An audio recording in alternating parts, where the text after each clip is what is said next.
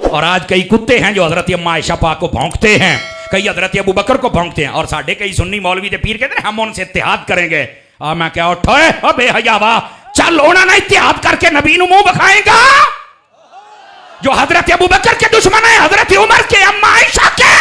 जा तुझे वो मुबारक हो, हमें कल भी अहमद रजा चाहिए था, हमें आज भी अहमद रजा चाहिए,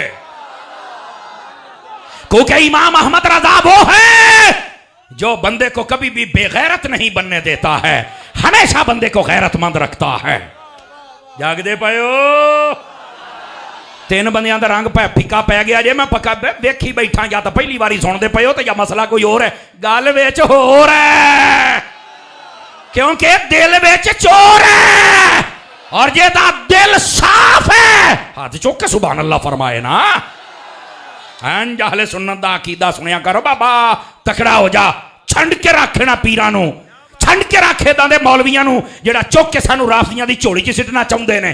तू कर इत्तेहाद, असी कल्ले रह के मर तो सकने आ, पर ना अबू बकर दे दुश्मन हाथ रलावांगे, ना अम्मी आयशा दे दुश्मन दे नाल, ना हसन हुसैन दे दुश्मन दे नाल। क्यों? असी नबी दी आल दे भी नौकरां, नबी दे असहाब दे भी नौकरां। बोला सुनियो आज चौके इस अकीदे ते कायम रहोगे, नबी दी आल दे नाल भी प्यार करना, नबी दे सहाबा दे नाल भी प्यार करना। खबरदार कोई सानू चुक के किसी और चोड़ी ना सिटे, हटो हट, तेरे वर्गे बड़े बड़े सौदागर आए, तू किश है पुत्र, समझ आई है? तू साडा सौदा नहीं कर सकता।